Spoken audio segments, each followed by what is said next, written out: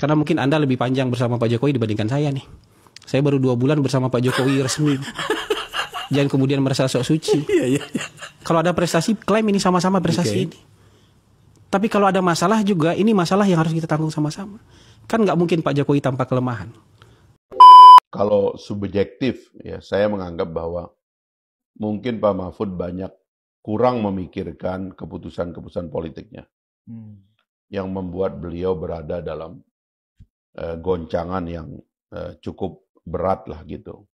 Sehingga membuat beliau mengambil sikap-sikap yang tidak wajar. Belakangan ini banyak sekali pernyataan-pernyataan Mahfud MD yang menyinyiri. Bahasa apa itu menyinyiri? Yang menyinyiri Kaisang naik private jet atau pesawat pribadi.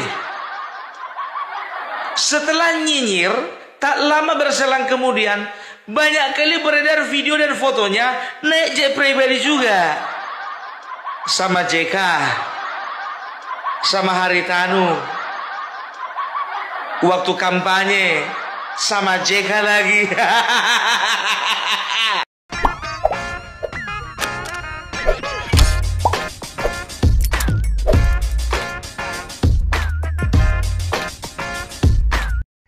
Baik sahabat sekalian, kembali berjumpa dengan saya di channel ini, dan di mana pada kesempatan video kali ini saya akan mereaksi 3 buah video terkait dengan Profesor Mahfud MD.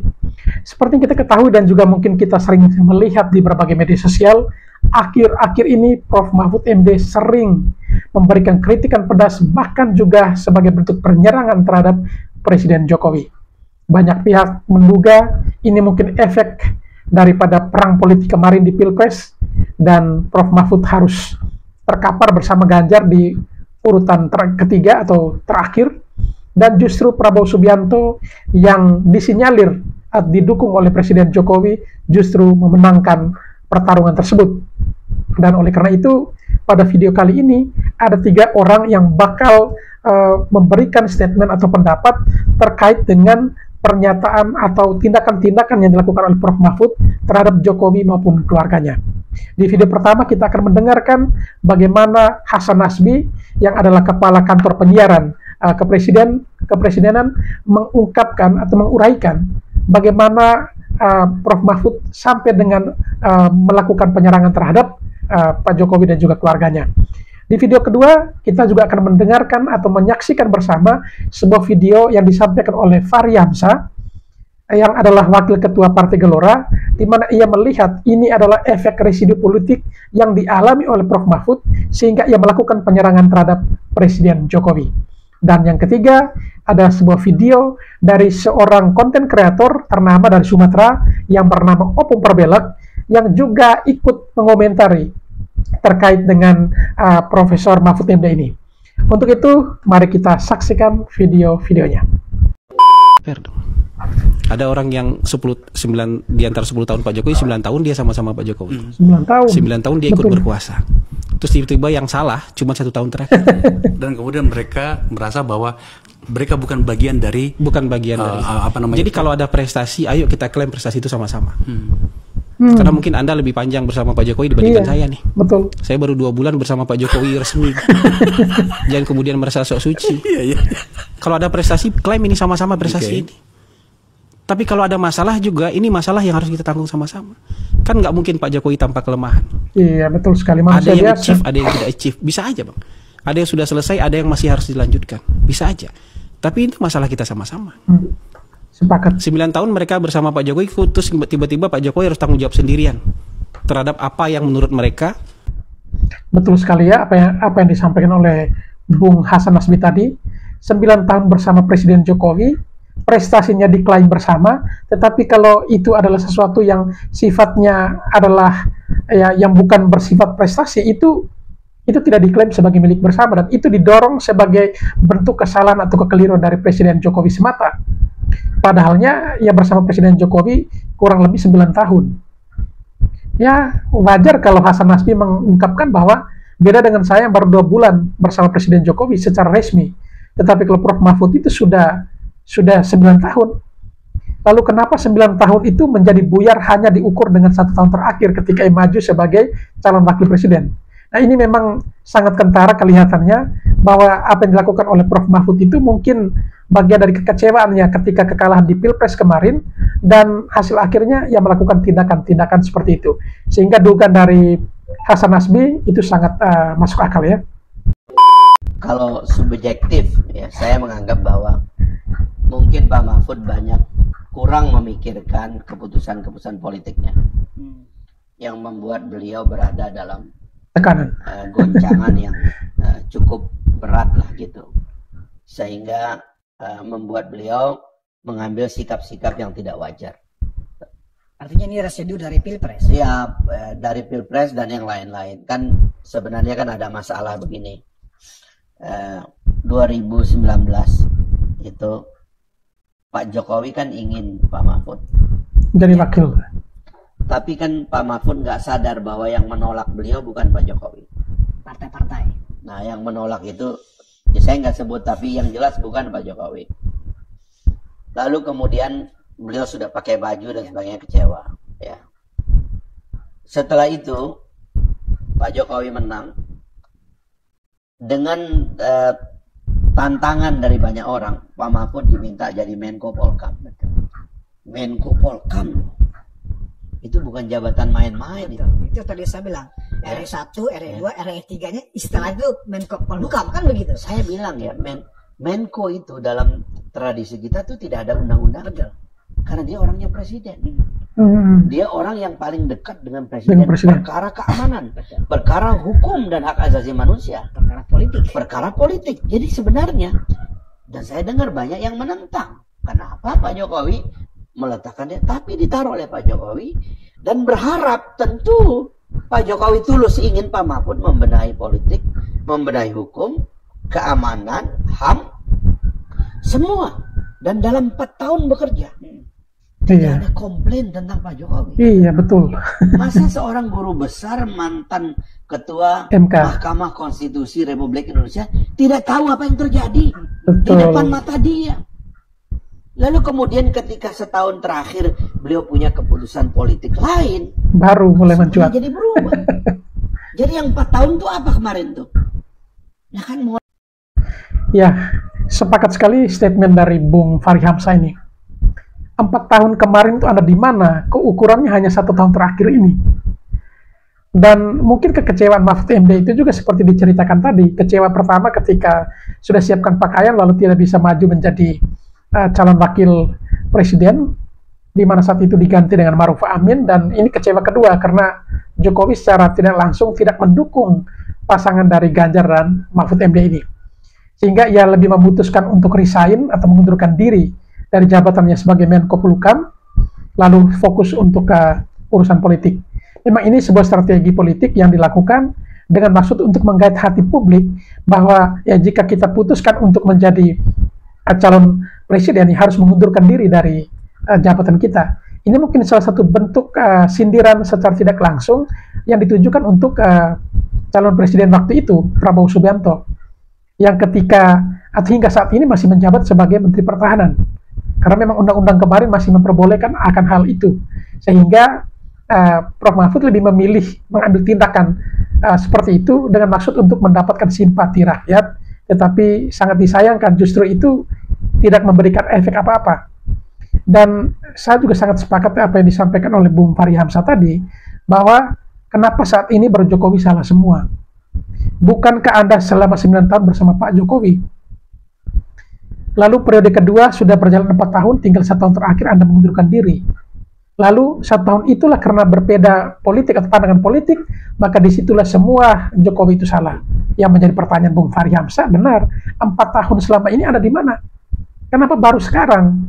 Jika Anda benar orang-orang independen, orang-orang yang benar-benar suci, ya harusnya juga diungkapkan selama Anda menjabat sebagai Menko Polhukam. Kenapa tidak diungkapkan itu? Tunggu resign dulu, beda pandangan politik dulu, kalah dulu di Pilpres, baru mulai mencuat persoalan itu atau hal-hal yang mungkin Anda tidak suka selama ini. Nah, ini kurang gentle sepertinya ya. Baik, selanjutnya mari kita ikuti sebuah video statement apa yang akan diberikan oleh seorang konten kreator ini, cukup menarik, yaitu Opung Parbelak terhadap sosok Prof. Mahfud MD ini. Mari kita ikuti videonya. Belakangan ini banyak sekali pernyataan-pernyataan Mahfud MD yang menyinyiri. Bahasa apa itu menyinyiri? Menyinyiri. Yang menyinyiri Kaisang naik private jet atau pesawat pribadi. Setelah nyinyir, tak lama berselang kemudian banyak kali beredar video dan fotonya naik jet pribadi juga. Sama JK, sama Haritanu. Waktu kampanye sama JK lagi. Begitu dikonfirmasi sama wartawan apa dia bilang, iya, tapi kan bukan untuk flexing. Emang itu Kaisang mau flexing? Ada rupanya dibikin si Kaisang, aku mau flexing gitu. Baru ada juga kau bikin juga pernyataan waktu naik pesawat apa pribadi itu, aku nggak lagi flexing ya. Mahfud, ada orang naik jet pribadi, kenapa kau yang sewot? Tahu kalian, sebelum beredar foto dan videonya naik jet pribadi dengan beberapa tokoh, ya pada awal-awal dia mengatakan dan mendesak KPK untuk segera memanggil Kaisang. Setelah beredar videonya, apa dia bilang? Masyarakat tidak bisa memaksa KPK untuk memanggil Kaisang.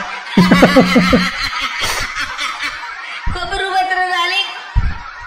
Tadinya kau yang mendesak, nggak taunya keluar pernyataan lagi kalau KPK tidak bisa dipaksa masyarakat untuk memanggil Kaisang. Waduh, sehat dong.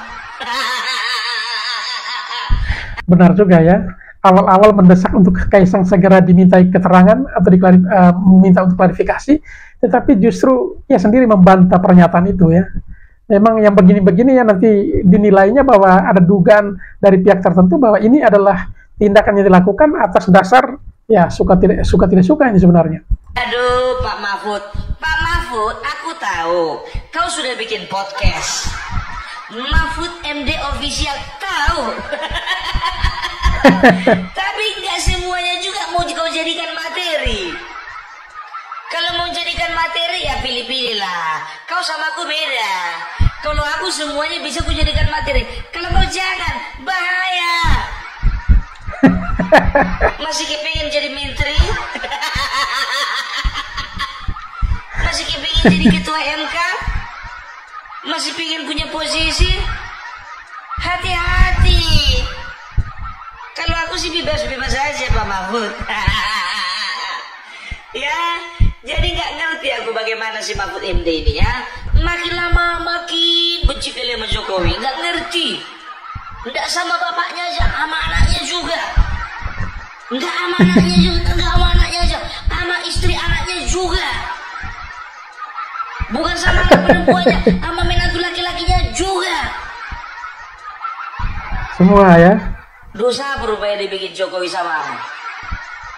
Aku kalau menurutku ini kebawa kesal ini, kebawa kesal. Kenapa bilang? Ya, semenjak 2019 yang lalu. Jadi 2019 yang lalu, ternyata kan bukan Ma'ruf Amin Kian yang jadi wakil presiden. Pilihan waktu itu ternyata jatuh ke tangannya Mahfud MD ya, pilihan dari Bapak Jokowi. Tapi last minute ya, entah dasar pertimbangan apa, entah dasar perubahan apa, akhirnya 2 jam sebelum pengumuman, sebelum pendaftaran, ternyata Mahfud MD diganti sama Ma'ruf Amin. Ujung-ujungnya apa? Gigit jari dia. Padahal udah kepengen kali dia jadi calon wakil presiden. Sehingga dia mengakui di salah satu podcast bahwasanya kala itu saking ambisinya dia bayar orang atau juga stafnya, anggotanya untuk menggembar-gemborkan di media sosial. Rupanya nggak jadi. Itu kesalahan yang pertama. Oke lah, nggak apa-apa ya. Sebagai pembalut hati jadi Menko Polhukam lah dia. Ternyata tahun 2024 ini ya, Bapak Jokowi sendiri kan mengakhiri masa jabatannya. Akhirnya pada saat itu ya Bapak Jokowi mengendorse yang namanya Ganjar Pranowo. Masih ingat kasih kode rambut putih, wajahnya agak berkerut. Jadi waktu itu yang namanya si Mahfud MD ini sudah mendapat sinyal bahwasanya calon kuat pada saat itu untuk jadi presiden adalah Ganjar Pranowo, dan dia yakin bahwasanya Presiden Jokowi akan mengendorse total Ganjar Pranowo dengan dirinya ya, karena memang saat itu dia itu yakin sekali bahwasanya dia akan menjadi wakil presiden pilihan rakyat, kan begitu, dengan harapan di-endorse oleh Joko Widodo, karena dia yang pertama endorse dari Joko Widodo, yang kedua nggak perlu keluarkan biaya, saat itu, yang ketiga dapat dapat dukungan total dari Ibu Megawati. Pokoknya dia kasangin lah dia. Begitu di tengah jalan, endorse Bapak Jokowi berubah haluan ke Bapak Prabowo. Ya kan, ujung-ujungnya Pak Prabowo menang. Terjungkallah yang namanya Mahfud MD, nggak jadi untuk kedua kalinya menjadi wakil presiden. Benar juga ya, memang Prof. Mahfud MD punya pengalaman buruk 2 kali bersama Presiden Jokowi. Kali pertama sudah diajak jadi calon wakilnya, tetapi gagal diganti dengan Ma'ruf Amin. Justru kali kedua ya beliau maju dan ternyata Jokowi justru memilih atau mendukung Prabowo Subianto ketimbang Ganjar dan juga Mahfud. Hasil akhirnya ya gagal 2 kali. Barangkali ini disinyalir sebagai dugaan kuat beberapa pihak. Inilah yang menyebabkan Prof. Mahfud menjadi berang dan ya melakukan tindakan-tindakan penyerangan sifatnya ya terhadap Presiden Jokowi dan juga keluarganya. Itu mungkin bencinya kawan ini ngeliat si Joko Widodo. Gara-gara kawan ini nggak tercapai-capai mimpiku mikirnya kan. Ya istilahnya sikap-sikap orang kolot lah. Kesal sama bapaknya, sama anaknya pun kesal dia. Kesal sama bapaknya, sama istrinya pun kesal dia. Ya kan nggak dewasa gitu loh. Makin tua kok makin gitu sih Pak Mahfud. Sadar diri loh Pak Mahfud. Eling. Coba gini aja dulu maunya untuk nextnya ke depan ya. Ketika Bapak Mahfud ya kepengen sekali lagi, mana tahu, kita nggak tahu ya, mana tahu Bapak Mahfud sekali lagi ya diusung untuk menjadi wakil presiden misalnya. Sebelum pendaftaran ya Bapak Mahfud keliling dulu. Tanya dulu presiden incumbent kira-kira endorse-nya ke arah siapa. Gitu, dipastikan dulu Pak Mahfud. Biar jangan kecewa untuk sekian kali ya. Aduh, tapi ngomong-ngomong sekarang Pak Mahfud non-job ya. Aduh, makanya punya banyak waktu ya untuk nyinyirin Kaisang ya.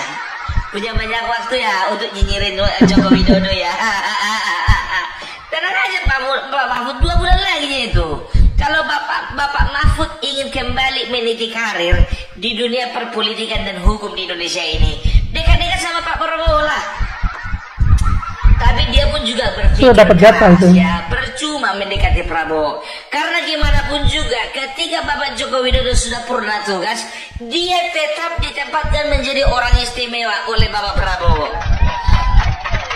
Makanya perhatikan aja, yang namanya Mahfud MD, kita lihat 5 tahun ini nyinyir. Iya, dia adalah pelaku nyinyir yang independen. Karena apa? Karena tidak terikat partai manapun. Tidak berafiliasi dengan partai manapun. Betul. Hampir sama ya sama Amin. Ini memang agak kocak ya opung Pardela ini. Mahfud MD bakal menjadi tukang nyinyir independen. Yang benar, karena memang tidak terafiliasi dengan partai manapun. Dan dia bertindak untuk atas nama sendiri-sendiri. Tetapi kenapa Prof. Mahfud harus seperti itu? Yang begini nih yang menyebabkan kewibawaan dan juga kenegarawanannya menjadi diragukan atau juga tidak dihargai lagi kalau memang mengambil tindakan seperti ini. Harusnya kalau mau kritis dari awal. Kenapa tunggu sudah menjadi ya lawan politik dulu atau sudah berbeda pandangan politik dulu baru mulai melakukan penyerangan seperti ini? Justru benar sekalipun orang menjadi melihatnya yang sisi yang berbeda tentunya ya.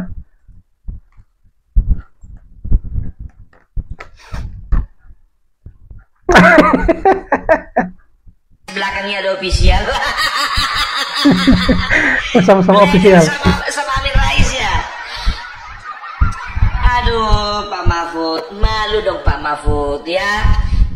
Coba lihatlah itu ya kan, begitu keluar pernyataan mengenai apa namanya memaksa KPK untuk memanggil Kaisang ya, ternyata apa coba, banyak kali keluar foto-fotomu kan, ada pula beberapa videomu lagi jalan sama Haritanu kan, ya kan, ada juga konek pribadi waktu itu dalam rangka kalau nggak salah itu kampanye ya kan.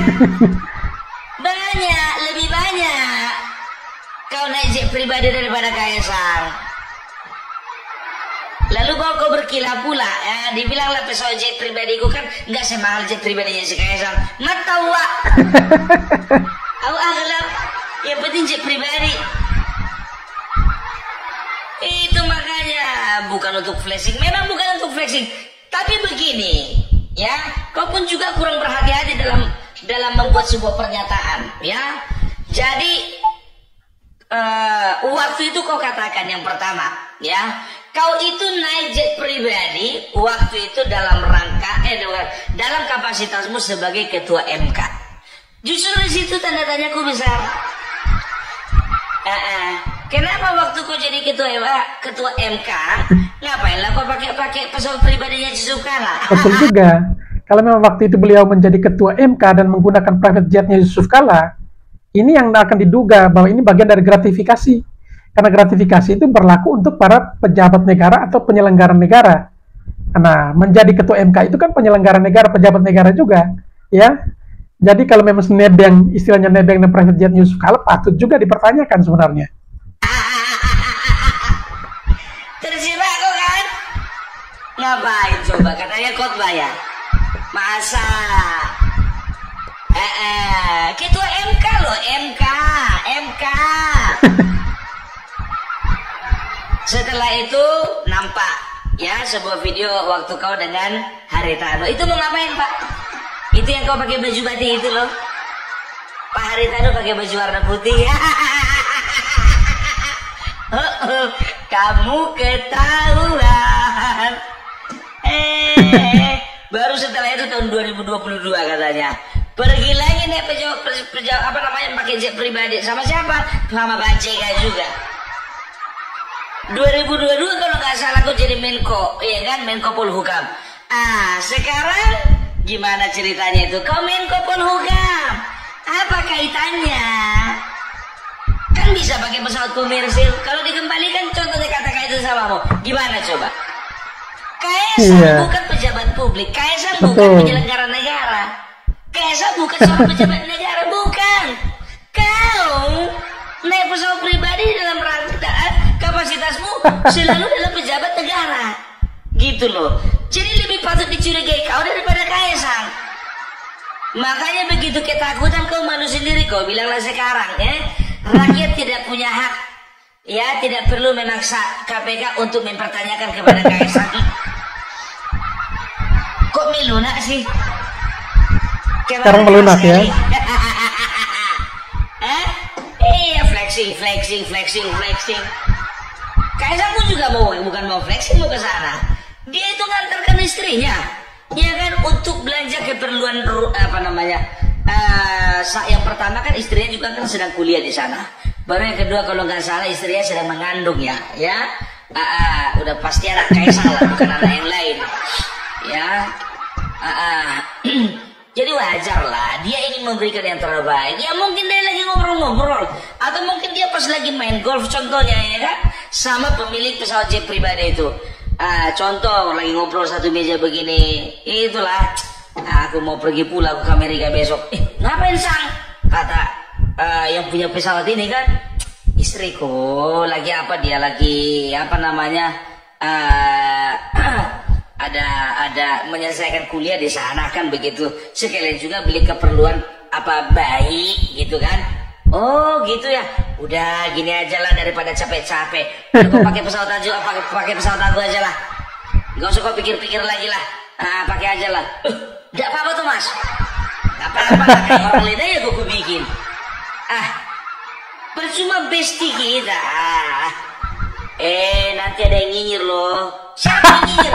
Mahfud MD. Biarin aja. Entah dia juga udah pernah pakai pesawatku, mana tahu gitu dia bilangnya. Itu kan bicara pertemanan gitu loh, ya kan? Jadi jangan ada bicara tentang flexing apa segala macam. Ingat, orang kalau memang betul itu pesawat charternya itu 1 jam itu 250 mahal betul. Juta. 1 jam.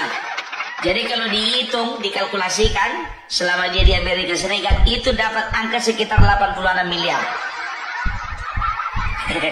86 miliar. Aku bilang sama kau, ya Mahfud, ya sama ya kita, sama-sama nggak pernah jumpa uang 86 miliar.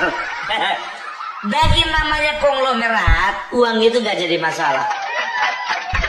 Bagi namanya konglomerat, ya orang kaya, betul-betul kaya, yang namanya sama kawan, kalau sudah solidaritasnya itu sama kawan, jangankan cuma pesawat biar tahu kau, rumah pun dipinjami. Uang sebanyak apa dipinjami? Modal sebanyak apa dipinjami? Cuma istri aja nggak dipinjami. Itulah namanya berkawan. Gitu loh. Sekarang apa? KPK nggak mau kan manggil yang namanya Kaisang kan? Karena apa? Bukti itu yang tidak ada. kepada gratifikasi itu nggak ada. Ya, bukti mengarah ke gratifikasi itu memang sulit untuk bisa dibuktikan karena Kaisang itu bukan pejabat negara atau penyelenggara negara. Lalu Kaisang juga kan berteman dengan pemilik dari pesawat ini. Bisa jadi ya dia nebeng karena pemilik pesawatnya ini mau ke Amerika. Dan itu tidak bisa dilarang kalau memang orang punya pertemanan khusus dan baik seperti itu. Sehingga kalau memang ada upaya untuk didorong pihak KPK panggil Kaisang dan seterusnya, itu kan tidak perlu. Karena pihak KPK juga kan perlu melihat secara jeli dulu, ini masuk ke kategori mana. Kalau memang bukan ranahnya mereka, ya ngapain juga harus dipanggil. Kan seperti itu. Gitu loh. Ya. Sementara yang jadi pejabat publik siapa? Kan bukan Kaisang, bapaknya. Yang melaporkan siapa? Bukan Kaisang. Kalaupun ada gratifikasi, yang melaporkan kepada KPK itu adalah Bapak Joko Widodo. Sampai sekarang Kaisang tidak memberi klarifikasi. Karena apa? Karena Bapak Joko Widodo sendiri yang menjadi bapaknya itu tidak ada melaporkan kepada KPK. Karena apa? Karena memang tidak ada gratifikasi. Susah kali. Mengacu dulu kita kepada Undang-Undang Nomor 31 Tahun 1999, Junto Undang-Undang Nomor 20/2002 Tahun 2001. Mengerti dulu kalian apa namanya gratifikasi? Di konten sebelumnya juga udah aku sampaikan itu. Nggak mungkin 2 kali ku bikin. Tapi itulah ya. Nggak tahu aku semenjak dia ini masuk ke kandang banteng si Mahfud MD ini, sengkle otaknya. Yang nggak perlu dikomentari. Yang nggak penting dikomentari. Yang penting nggak dikomentari. Coba dulu komentar dulu masalah demo yang kemarin. Yang bakar bendera merah putih. Kau bilang kau itu merah putih. Mana? Ada nggak usahamu? Komentari dulu. Komentari juga itu mahasiswa yang kemarin itu melakukan sebuah aksi mendukung pemerintahan Joko Widodo. Komentari dulu. Komentari. Itu mahasiswa ya, bukan mahasiswa. Gitu loh ya, Pak Mahfud. Sehat-sehatlah kau. Jadi jangan pula kebencian yang kau tanamkan di dalam hatimu itu membutakan mata fisikmu dan juga mata hatimu. Iya. Coba, Bapak Jokowi salah apa sih samamu? Selama ini yang baik yang dibikin samamu. Serius, ya kan? Makan gaji juga kau kan? Semenjak jadi Menko Polhukam banyak kau terima gaji kan? Ya, maaf. Ini kalau dalam istilahku ya, segalak-galaknya anjing, seganas-ganasnya anjing, dia nggak akan pernah menggigit tangan dari tuan yang pernah ngasih makan dia. Nggak pernah. Betul. Oh, mungkin kau bilang, ya kan? Lo yang ngasih makan aku kan negara. Tanda tangan siapa? Yang nunjuk kau siapa? Presiden kan? Iya, betul. Ya, kau bilang nggak pernah ngasih minta makan dari dia. Banyak kali ceritamu. Anjing, binatang, tahu dia nggak akan pernah dia menggigit tangan Tuhan yang memberikannya makan. Itulah dia, ya kan? Jadi banyak sekarang manusia-manusia mentalnya itu ya lebih rusak daripada anjing. Itu dia ya. Kalau kalah Pak, ya aku tahu kau itu nggak pernah punya pengalaman kalah yang telak selain dari Pilpres kemarin. Tahu aku, sakit memang, malu memang, hancur-hancuran memang. Tapi kalau ku bilang sama kau, harusnya kau itu mengambil sikap sebagai seorang negarawan, sebagai seorang yang pernah bertarung kalah dengan terhormat, sebagai seorang yang bagaimanapun keadaan bangsa ini, kau harusnya menjadi panutan. Ingat ya, jangan pernah cacat namamu cuma gara-gara muncungmu. Selama ini track recordmu bagus, kau tipe orang yang bersih, ya. Kau tipe orang yang tidak pernah kenal dengan korupsi. Enggak tahu juga lah kalau memang ada, tapi kalau aku yakin sih tidak ada, ya kan. Kau itu bebas dari namanya beban politis, ya kan.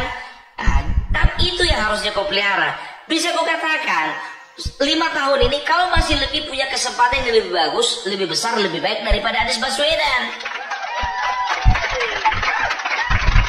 Tapi tidak kau pergunakan itu, malah kau gunakan waktu-waktumu itu untuk nyinyir. Aku sebetulnya nggak terlalu tertarik untuk mengomentari kau ini, nggak tertarik. Tapi gimana mau dibilang?